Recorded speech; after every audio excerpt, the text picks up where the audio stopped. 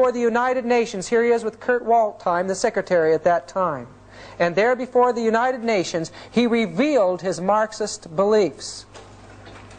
The Plain Truth magazine put out in that year says that during the 62-minute discourse at the General Assembly, the Pope shed, as it were, his clerical garb and displayed his humanistic side.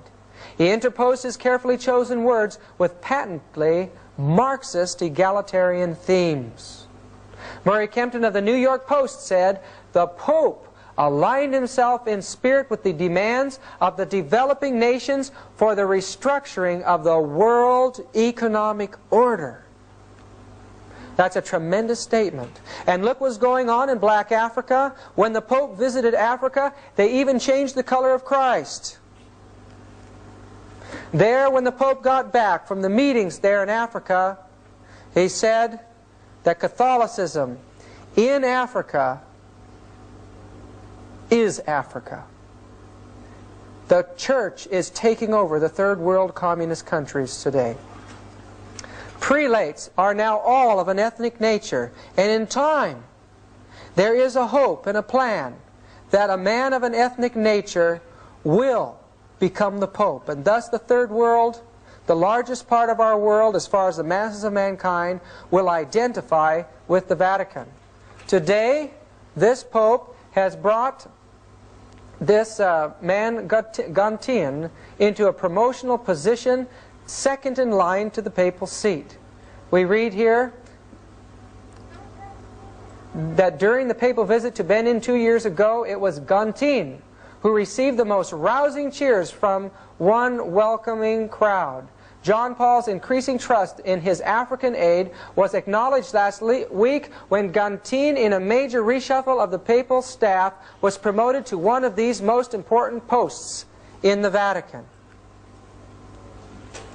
As he went to Central America, here he lent his speeches to the communist revolution that were taking place there. The peril of such interpretation is portentous. It puts the kingdom of God in the near future just beyond the fast-approaching Catholic Marxist revolution. The spirit of these biblical Marxist, Leninist-oriented quotations has already impregnated the whole fabric of the Latin American church. From Tierra del Fuego to the borders of the U.S., scattered all along the continent, there are undetermined battalions of missionary priests, nuns, lay workers, preaching and practicing a combination of the tenets of liberation theology and the neo-Marxian Catholicism of Pope John Paul II. Brethren, there's a revolution moving towards our borders today. Their commanders, as a rule, were and are the Jesuits, or Jesuit-inspired priests or lay workers, something which Pope John Paul II discovered to his astonishment when the U.S. intelligence apparatus denounced them as the main instigators of the guerrillas' opposition mostly against Latin American administration, financed and militarily supported by the U.S. Individual Jesuits at times acknowledged their involvement in the revolution. Father Luis Pellicer, for instance, when he testified in San Salvador, December 12, 1981, before an audience of diplomats and newsmen, admitted that he had served an active guerrilla group for almost 15 years. That's clear back to, at this point, when this was published, that would be clear back from 1965. They have been leading out in the communist revolution of Central America. He stated that he had joined the guerrillas in Guatemala, and from there he had helped to prepare the ground for the guerrillas in El Salvador. Every Jesuit in Central America, he commented, is actively serving God, not God, but Marxism and revolution. That is from the book, The Vatican-Washington-Moscow Alliance by Avro Manhattan. Get it, brethren, and read that book and be aware of the rise of Catholicism today in politics. As we visited the ancient center of the Waldensian religion in Torre Pellice, we were disappointed. There for 3 days,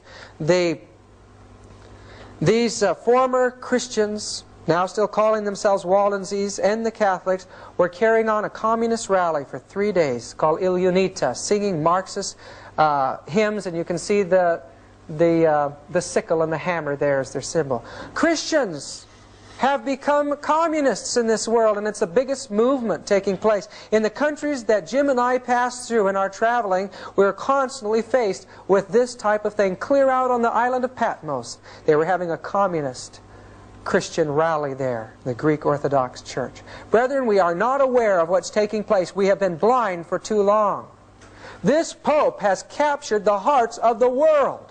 The world is now wandering after the beast. If there is any time, the healing of the wound is taking place now. And friends, the power, once it is gained again, will result in mass persecution. President Reagan recognizes the power of the Roman papacy, and that 25% of the American populace is Roman Catholic in votes.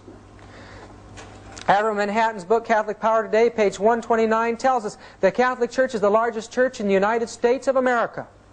Ecclesiastically, she is the best organized. Financially, she is on a par with any of the giant trusts or corporations of America. Indeed, should the occasion arise, she could stand up to all of them collectively.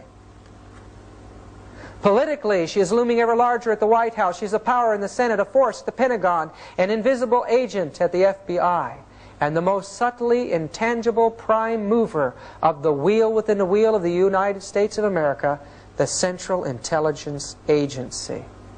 This again, Avram Manhattan's book, page 129. There is a reason why Ronald Reagan is behind something that the American people were shocked about. A U.S. and Vatican forming a link. Here we find that it wasn't the last official Vatican ambassador was in 1867. And remember that during this time there was a revolution taking place in Italy. The Pope was moved out of his political position, and there was confusion brought in. But America had not fully forgotten the responsibility of the Roman Catholic Church in the war between the states. For all this time, for 117 years, we have held off our connection with that power. And now U.S. Vatican resumes full diplomatic ties. What does it say? The step announced here at the Vatican was described by officials of the Reagan administration as an attempt to improve communications at a time when Pope John Paul has become increasingly involved in international affairs. What's happening in our affairs here in the United States? The Protestants have been consistently moving into the arena of politics. There is a revival of religion in legislature today. Many of the old concepts that were revived before, men have forgotten that they were religious.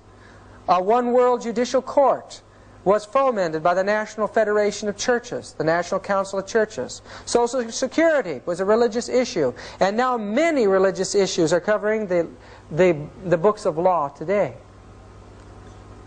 What's going to happen as a president in this country has to capitulate to the religious forces? We read on April 23, 1984, in Spotlight magazine, Reagan orders concentration camps. Mass detention facilities, otherwise known as concentration camps, are being set up at a number of major U.S. military installations on the secret orders of President Ronald Reagan. The Spotlight has learned that on April 5, the White House issued a highly classified national security decision. The first roundup and publicly announced one will be of illegal aliens and refugees. A military source told Spotlight, but under the secret provisions of Rex 84 there will be also broad arrests of security suspects who can be held in these centers under this emergency order, whether they're U.S. citizens or not. And this is the thing that alarms me. It says, according to these sources, the primary goal of the vast police operation condemned by Rex 84 is to detain and deport illegal immigrants. But these sources say Rex 84 has another, even more closely guarded and carefully orchestrated objective: to apply the so-called capture and custody measures against political opponents, resistors, or even outspoken critics whom the administration considers dangerous. We know that recently President Reagan met with the Pope in Alaska. And there, he assured the Pope that we would become involved in world projects with the Roman Catholic Church. What if our country, our legislature, becomes so increasingly involved with religion and politics that it recognizes the message of God through the Adventist people as a challenge to that power? will be put in concentration camps. Ellen White tells us in Great Controversy, page 564 and 571, let the restraints